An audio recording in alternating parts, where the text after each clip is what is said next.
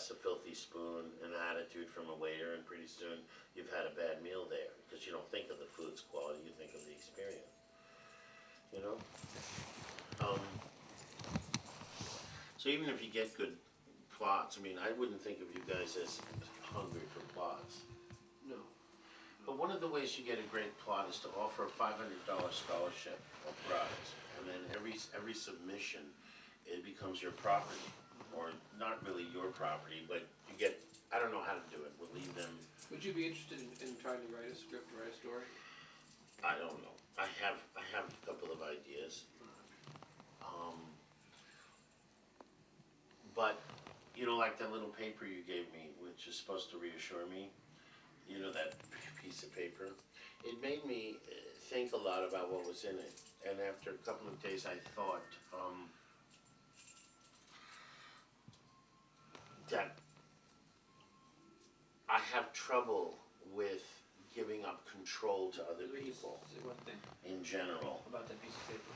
It was not, that was something that In the started from- kitchen, Yeah, I know. in the bedroom, Right. in the bathroom, in the backyard, at the bank, in my family. I have trouble with that. Well, why don't you direct There's a this difference piece? between seeking out Why don't you direct some it? direction or having it put upon you. You know, you wanna ask the policeman for assistance, not having pull up and say, what the fuck is wrong with you? You know what I'm saying? Yeah, yeah. But I'm not against you guys and your project. I understand. I'm just But why don't, involved rather deeply right this minute in an intriguing, difficult situation of my own that can make or break $1 million for me. And I can't exactly go out of my house much. I'm in a couple of week period where I have to minimalize my activities. I understand that. I understand that. But I also, And I know you, I mean, there was a long period where I didn't feel self-conscious about the camera. But then there is another period where I did. And it's led me to other thoughts like,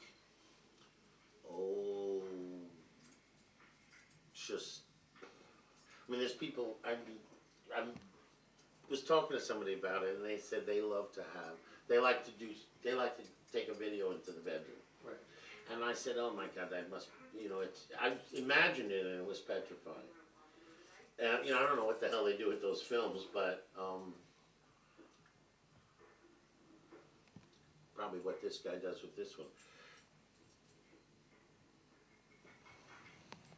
I think it's against the law to photograph someone without their permission even.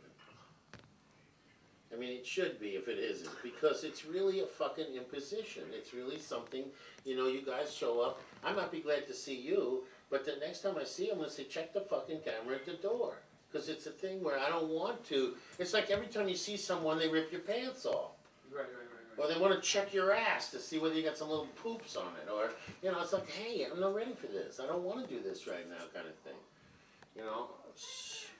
But, you know, I don't want to, I've been kind of, I don't want to be where I don't like to see you guys. I don't Yes. like that. That's not really the way I feel. But But it's like, would you feel better? you know, I if you hesitated to left even the answer the fucking door. I'm in a period in my life right now where I don't want to know my mother, my father, my sisters. I don't like anybody at the bank, the grocery store. I don't like my lawyer, accountant. I don't like any religion. I don't like who I live with. I don't like most of the people I meet. I have bad experiences with them.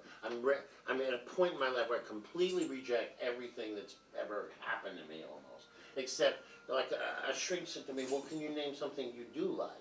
And I said, well, rocks, weather, rain, you know, people who don't have cameras going all the time. I mean, like, you know, how would you like it if I walked up to you and unzipped your zipper and grabbed your cock? I mean, it's just like I keep a certain respect for other people in my life. It's like a kind of an Italian-American custom called, you know, if it ain't yours, don't touch it. And, you know, my psyche is my most valuable object. And I mean, sometimes I feel very ripped off, raped, stolen from when I have people I mean, I don't let people do that to me generally. Does that make any sense? Yes, do you feel that way after we leave? I feel it when you're around. When you leave, I'm relieved. And I think about, what did I get out of that? Nothing. Zero. It's like a confession, you know, like when you finish you think, well, did I get forgiven or not? And why did I tell that guy those things? I mean, Well, I'm thinking about going to a Coptic monastery for a while, or, you know, doing something radical, like jumping out of a 50-story building. Only the trouble is it wouldn't effect the changes that I want. The only reason I don't do something more extreme is because it won't achieve the objective that I want to achieve. But I'm absolutely fucking unhappy. And that's generally a prerequisite to a giant creative period. When you're miserable, you're motivated. And I'm not happy with chocolate sauce. And I don't want, you know, I'm trying to slow my life down a little. Drink some water. Don't turn the record on. Eat a pear.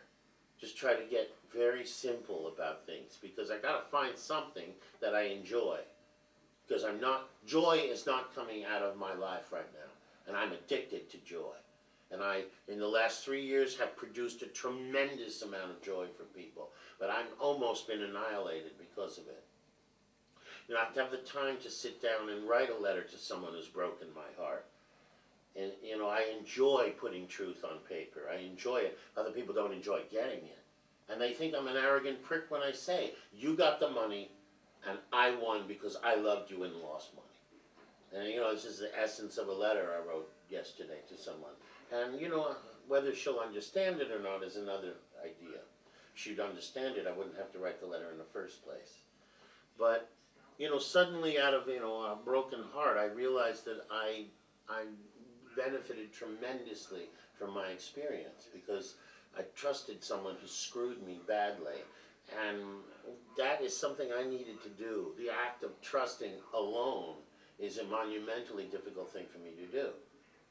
And someone says, now just, you know, I'm just put this blindfold on you. Listen, I grew up in a foster home. Those blindfolds are tricks.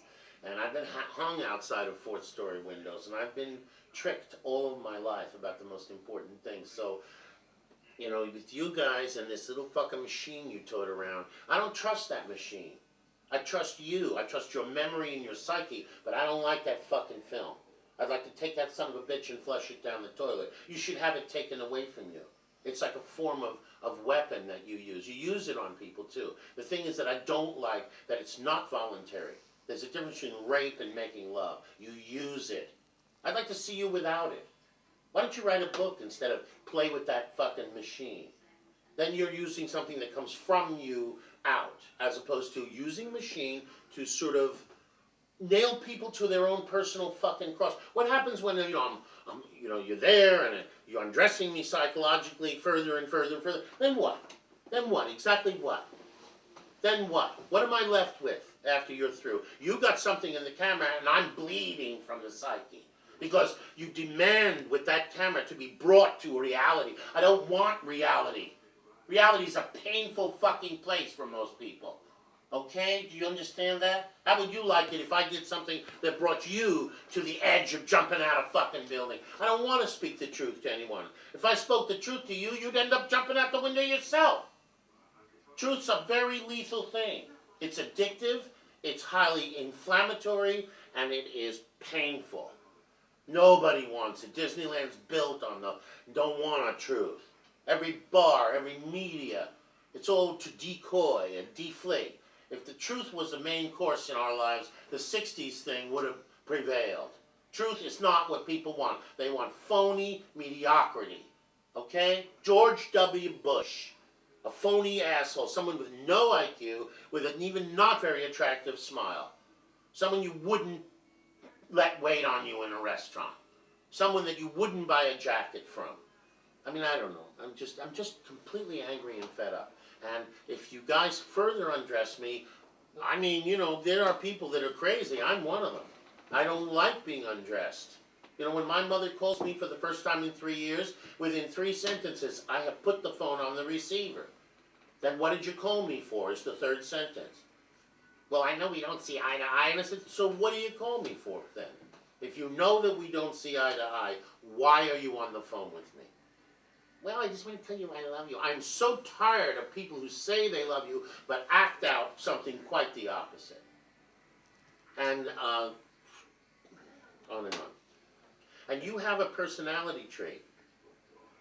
You have a personality trait that some people have, but not a lot of people have, which is the ability to draw people out with that silence, like those fucking phony shrinks do, or like I can name a few other professions of people who like let you unravel your roll of toilet paper and then you have nothing to wipe your ass with. I don't want to be unmummified. I don't want to be exposed because it's painful, and I'm scared of it. I'm frightened to death of that kind of thing in myself, because it makes me violently unhappy. It makes me get blind drunk and punch my friends out and pull them to the wall and choke them and say, I wish you'd just kill yourself so I don't have to murder you and shit like that. Okay? And the next morning I wake up and I say to my sister, so did we eat dinner? Oh yeah, we ate dinner. Was I there? Yes, you were there. Oh, did I say something outrageous? Oh yeah, you did. You certainly did. And what did I say? Oh, you told me that I was an ugly old cunt, that I should do love you, And then I said to her, well, I must have to call 15 people and apologize. They go, no, it wasn't anything that wasn't true. It was just like if you were in another company, you might have been like missing a tooth or something. It's like that, okay? So, okay? Yeah. You want reality or fake? Fake is better. Disney is more of a success than On the Waterfront, okay? Yeah. Nobody wants to see that. I say to people, why don't you want to go? I say, oh, I want you to see The Servant with Dirk Bogarde. Such a great film. They see half of it. They're like, oh my God, this film is so depressing. And how come you see this? And I'm going, oh, the black and white, it's so graphic. Oh, I prefer color. People aren't all the same. And I'm not in the majority. And so what are you guys even interested in me for? I don't get it. I can't figure it out. I don't feel that I have anything to offer at this time. I feel naked and cold and hungry and depressed and unloved, and I'm in the wrong century, on the wrong planet. I love life, but not this life. And I'll defend my house, but I think it's a big bougie fantasy.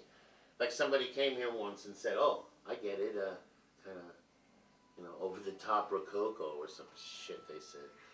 I don't know. I'm a little bit disorganized right now. When I get like this, I try to not answer the door, don't answer the phone, don't eat too much. Just try to put the covers over your head. When I was little, put the covers over my head. Why don't you, instead of calling your fucking production company Rough Trade, why don't you call it the Boogeyman? The thing everyone's afraid of.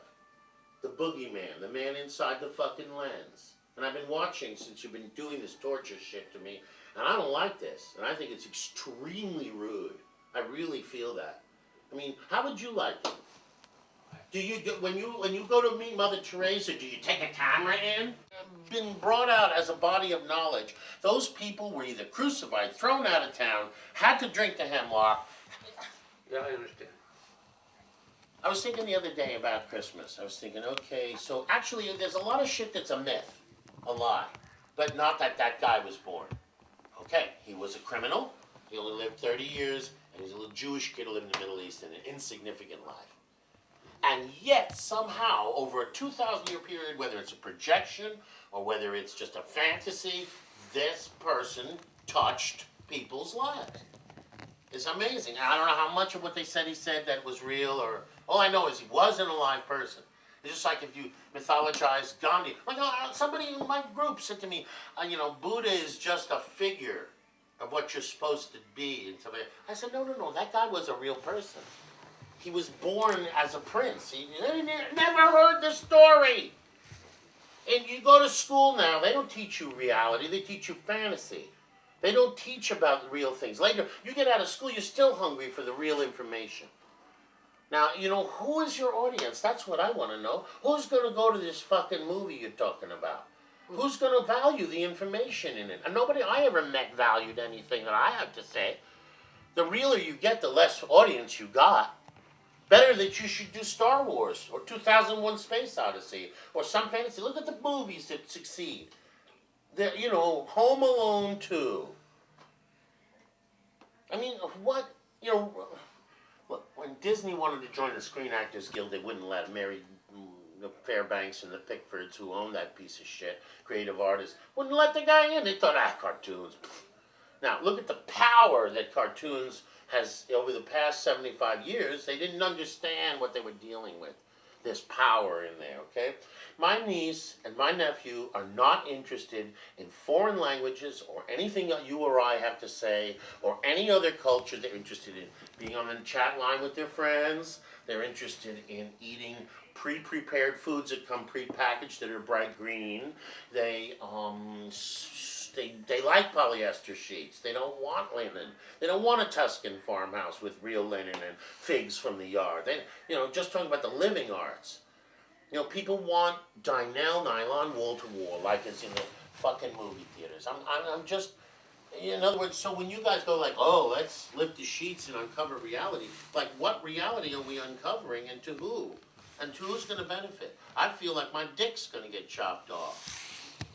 I feel like I'm going to be taken advantage of, and if it isn't by you, you're the funnel through which all my juice is going to run out into the gutter. I'm scared to death of reality. I'm scared of I almost, I know what's inside of me, but I don't think this is the right century for me, okay? I don't think it's good times for anybody who has an intellect, for example. Somebody said to me, what's your favorite place? You name some of your favorite places, and I said, well, the Vatican Museum. I'm like, Vatican, anything's real out of fashion right now, you know what I mean?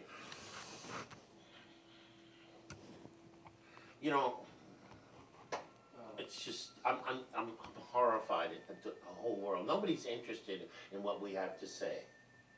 Now, I found a couple of, I'm ahead of you on this screenplay round, okay, go slow, pick a subject you really like that you think mirrors what you have to say right there, and do it. But look at Rimbaud's life. I feel a lot like Rimbaud sometimes, in that he didn't feel people were worthy, even. He had great disrespect for the society he came into. He thought they were all bunches of phonies. They were. Last night I was watching Jane Eyre on television, and it was interesting, the ladies that the guy was supposed to marry. They were all chit-chat and pretty dresses and Lulu curls and, marrying for the major fiefdoms that they could get and giving their bodies through mediocre conversation and marrying the right guy and all that shit. This shit's been going on for years, for, centuries, this mediocrity. Just say the right thing and marry the right guy, and here's this girl who, by telling the truth, becomes ineligible. When you tell the truth, you become ineligible. Yeah. My sister said it to me about 4 months ago. I said, I'm just telling people the truth, and she screamed at me, she said, yes, but you are driving them away from you with it. Driving them away, all of them. I'm doing it now to you guys. I want people to leave me alone. I'm upset. I'm fucked up. I'm just, I can dealing 4 hours a day with really heavy suicidal impulses because I don't want to fuck around. I'm so aware that my whole life has been wasted by everything around me. Yeah, it's okay. So I say to my mother, how the fuck could you live in the town where I lived at the age of 20 and have me? And I see pictures of when I was a little kid. I was like, never mind. I read my first book when I was 2 1/4 or 2 1/2.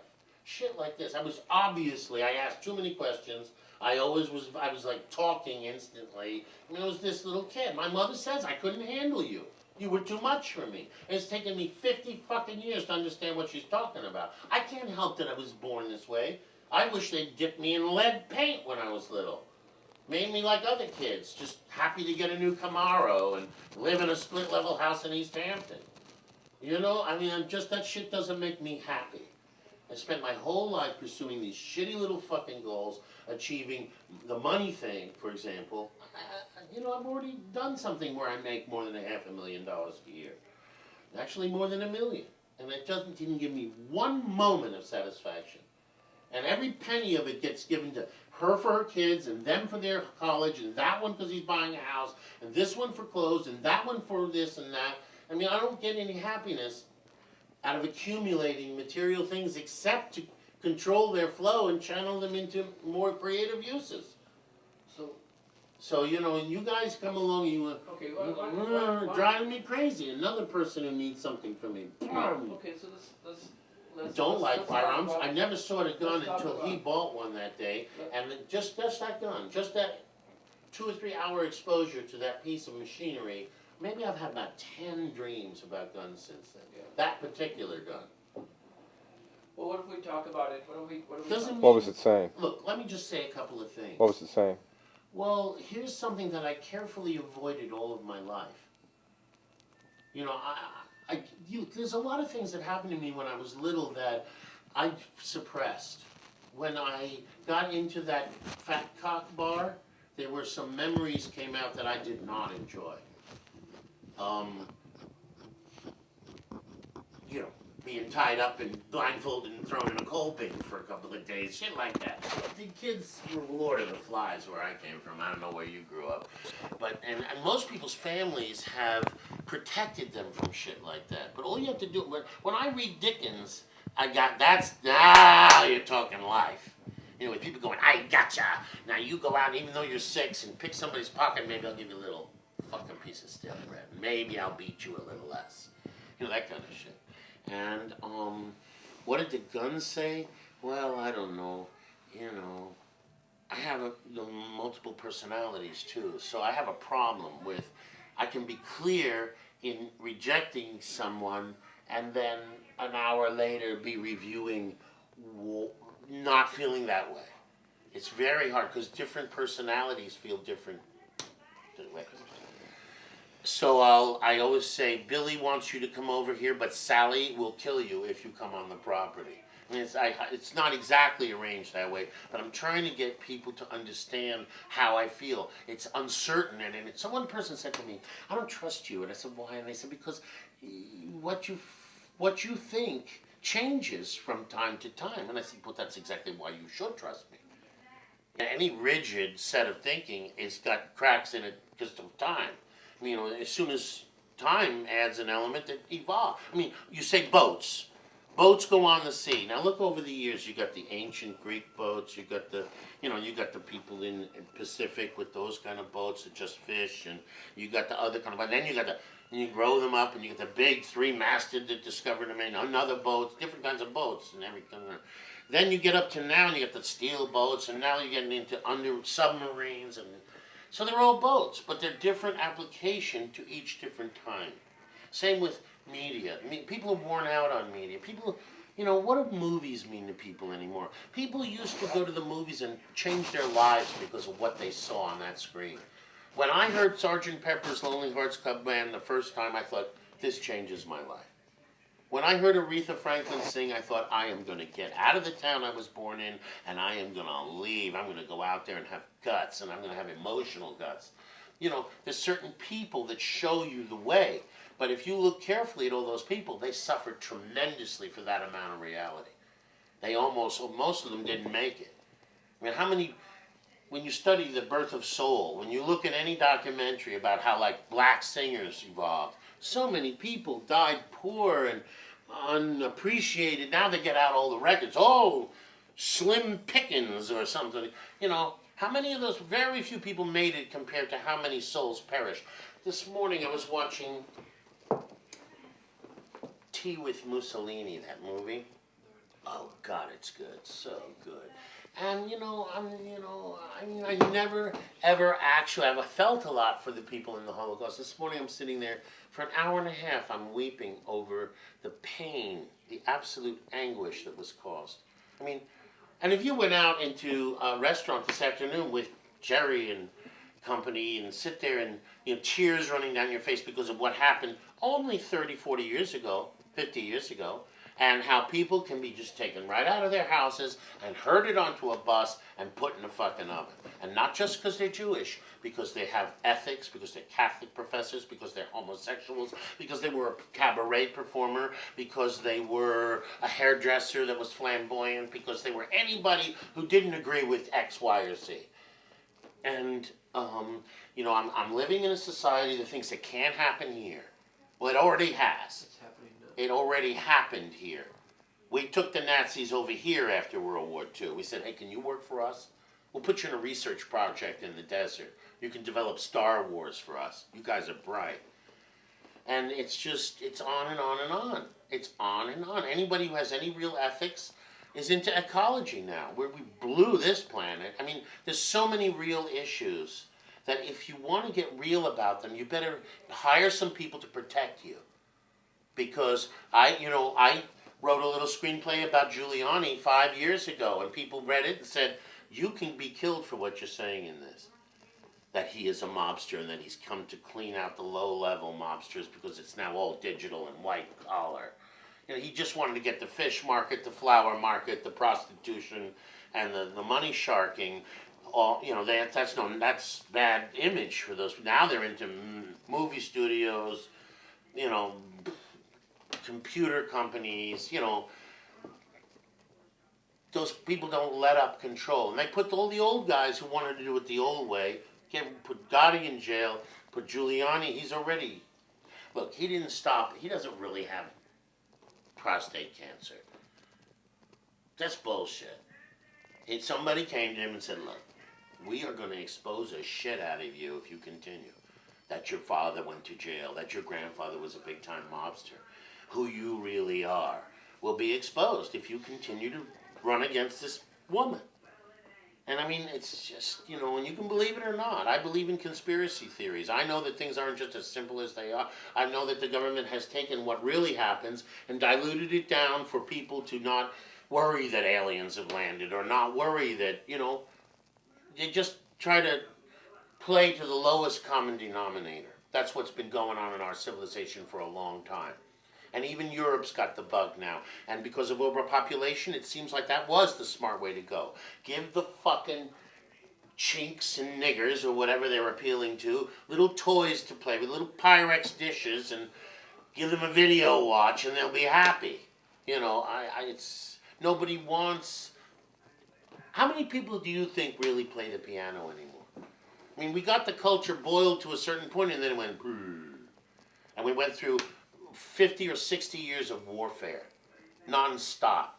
Start with the Franco-Prussian and go on. Or if you want to go before that, they would just war after war after war, people killing each other to get goods and services. It's kind of pathetic. And anything you study bubbles up under this umbrella. The American Revolution, I mean, these are guys with terrific ideas, trying to get away from these crotchety, crackpot. Yeah, God made you queen. Oh, okay. Mm-hmm.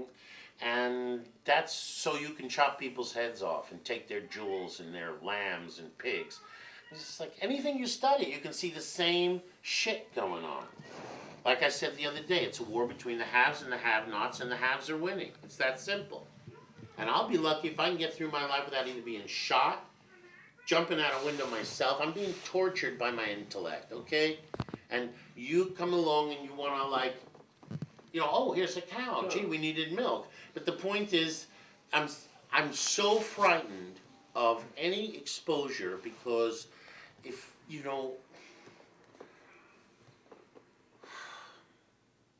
So I used to have a room in the country filled with paintings, and Bill de Kooning and Elaine de Kooning walked into that room with Esther and Adolf Gottlieb, and Bill goes over to one of my paintings and says, oh, you have one of my works. And I said, I left the room, actually, and Jason said, that David did that. And he goes, he asked Elaine, he said, didn't I do this? I mean, it's exact. And she said, Bill, it looks like one of yours, but it isn't. And it was a series that I did because I couldn't figure out what style to paint in, because schools, they make you go into a style. So what I did was try to paint like Van Gogh and paint like Cezanne, paint like, give him a Renaissance painting, and say to people just to make fun of them. And what do you want, Velasquez? Let's do one of them, And people say, oh, you can only paint modern things. I understand. And I'd say, oh, you want one of those thin veneer deals from like the Van Dyke group? And but I don't want to spend my life proving that other people are assholes. It's something I came to about 10 years ago. I said, gee, I spent 20, 30 years making fun of everything I've ever experienced. And now, my age has caught up with me, and I see this giant conspiracy of life which is that, yeah, they torture you and push you out and borrow your ideas and steal your ideas until you're too old and too broken to be relevant, and then you die in misery. And that's been the destiny of tens of thousands of geniuses. And what got painted or got heard on the radio or got read in the library or got built as a building or done, very small percentage of what life had to offer got done. You know, people, a black man invented the television. He didn't make not a nickel from it. So I'm filled with outrage. I feel very at risk. You know, you guys open this feeling in me, and it's death. It's really disgusting to me. Also, I can't help what I am, and I feel like if I expose myself any further, I'm going to really be in trouble. I'll either be put in jail, put in the insane asylum, or killed. It's a giant fear I have, or just rejected. I'm already, you know, I sit there. It's very hard to describe exactly what I'm trying to say. All I know is that after buying everybody Christmas and doing the Christmas deal, I was trying to go to sleep Christmas night, and I was really cold and I was really fucked up psychologically. And Jason says, "What the fuck is wrong with you?" And I said, "Do you realize that not one person gave me a Christmas gift? Not one." And that, you know, the people that said Merry Christmas to me were mostly insincere about it. And it's not that Christmas is such a big thing. I mean, it's just a phony holiday, in fact. But it's just interesting. Most people just want to see what they can get. They want to be on the receiving end. And that's, you know, like with you guys, I'm worried, like, what do I get out of this except I go home crying? I used to, when I was a kid, I used to play with people, and I would build the tree house, or I'd go down the swamp and build a float and float it out there. I mean, make it so people have fun. And then I would be rejected for my unusualness, and I would just isolate at that point. I'd go play in the dump alone amongst the burning garbage. You know, my idea of somebody from a periodical said to me recently, what is it you like most about yourself? Which I thought was a really different, all of a sudden I was like, what? Why would you ask me that? Why are you even interested in that? That's what's peculiar to me. But the only thing that came in mind is, and I said this to her, and afterwards I was really happy. I said this, I said, well, when I go to the woods, I said, you know, I don't have too much trouble there, you know? I just sort of sit down, and if the fucking Bambis are fucking, they don't mind that I'm about 8 feet from them, and, you know, birds don't just come near, they come and sit on my shoulder or my arm, and I like that shit. I like that I don't disturb the pattern of nature when I enter a natural setting. That somehow when I'm wading in a stream, that the fish are right at my feet. That they're not afraid of me. Somehow I feel like I put out a different aura than most. I'm not man the killer hunter. You know, I much prefer the hunt than the kill. I say this that was what I used to say about my sex games. I would go to, you know, when I was young and beautiful, I would go and just go into a setting and stay up late at bars and things like that, and try to seduce the most beautiful person. And then once I knew I could get them, I would lose interest immediately. I wasn't interested in having a copulative act. I was interested in seducing them. It was quite interesting. For me, it was interesting anyway. So I ended up thinking, well, I'm just into trophies. I just want to gather trophies. This isn't what I want. So, I mean, you know, because I've been hurt by that same fucking impulse. Everybody that, you know, he came into my life just when my heart was breaking from giving to yet another person. Who just, you know, the letter yesterday to her was joyously painful. And I just thought, oh my God, I finally found an area that I can communicate what I have to say to this person, which is, you think you won, you 21-year-old beautiful woman, because you got $600,000 worth of my billings and took my key personnel and keep everything I've ever given you and just step over my heart into your successful life with my ideas, everything I've taught you, and with not a thought to how that makes me feel. Not even an inkling. Or if she's thinking about it, she's glad she can twist a fucking knife as it goes in because of things that have happened in her life, like her father dying on her. One day I said to her, you know, we can't go around together because you'll never find a boyfriend. And she said, well, people think you're my father, not my boyfriend. So it told me that in her mind, a lot of this can be an acting out of abandonment fantasies, all the same things that everybody else, including me, goes through. But like it's a perfectly natural thing for someone to reject you when you're telling them too much truth, too much honesty, or that you love them. The most normal thing in a screenplay, people don't just go, oh, I love you, then we go, I love you too. That's bullshit. That's bullshit. That what happens, we go, oh, I love you, and she goes, ah, fuck you, get away from me. That's much realer. Fuck you and your fucking love. You know, because what's meaningful to one person is not necessarily meaningful to another. And we all think about this communication thing. Oh, we're going to connect. Yeah, that's late 60s bullshit. We're going to connect. I'll put it out and you'll receive and vice versa, and we'll connect. We'll mesh. Yeah. All I can say to that is et tu, Brute. You know, every genius has been, and with the nemesis thing, you know, it's been analyzed in literature and philosophy and other things.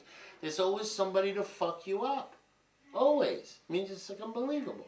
Fucking Edison, his wife, that bitch. Honey, can you come in now? The girls are here and I'm serving dessert.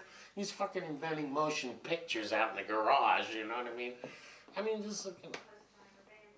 Now, recently I've been really thinking a lot about maybe I'm best suited to become a religious person, believe it or not. Doesn't mean I'm a goody two-shoes. I won't stop swearing or jerking off. You know, my God allows me to do those things. But in order to do what makes you happiest, you know, I took Jason and this other guy that I really like to a store on the Christmas Eve and bought them this outrageously fucking expensive sweater that they would never, I mean, they just wouldn't buy it for themselves because of the price tag. So, I'm going to pay, and everybody was kind of looking at us and everything, and somebody said, don't you want to get anything for yourself? And I said, no, actually, I really don't. And they said, well, you know, come on, you got to be happy too. And I said, nothing makes me more happy than buying a wonderful sweater for people and seeing them admit that they're fucking happy with that. Yeah, are you happy? He goes, oh, I love my sweater. Are you happy? He goes, it's just best sweater I ever had. Excellent. I turned to the guy, how much is it? He goes, blah, blah, blah. Will that be this or that? No, no fucking checks or charge account. Let's do it in currency. They're like, you know, they're looking. And so then, when we're about to leave the store, the guy who waited on us slips a card into my hand from the store, on the back of which is written his name, address, and phone number, which I thought was very, very strange. I didn't even see it until I got home, and then it was like, really? You know? So I had to analyze that. He kept paying attention when I said nothing makes me happier than making my friends happy. Now, you know, I have to be in the right mood for that. I'm sorry you guys weren't there. You got great sweaters. But I'm not too sure about that. You know, everybody says, oh, you should just pay attention. You're miserable. You should pay attention. Make yourself happy. You know, if I could have made myself happy, I would have a long time ago. You know, it's like, it's not, and also happiness as a goal. You know, what about just capacitating misery? Can we just deal with that? I mean, it's like, and the other thing is, to flip to another point, is I keep trying to communicate with this person that I live with. And I said to him, you know, I don't care if anybody understands me anymore. I'm just going to keep putting out whatever I feel. And I said to him, you know, I was pissed off because the dog chewed a corner of that rug. And Jason goes, oh, she's just a puppy. You know, you can always get another rug. And I said to Jason, listen, fuckhead. I said, I bought that fucking rug when I was 8 years old. I've had it for 42 years. I bought it with paper route money and with selling cards door to door and selling seeds and mowing lawn and taking people's fucking groceries home from the store and shining shoes on Saturday at the fucking barber shop. I was this little industrialist, okay?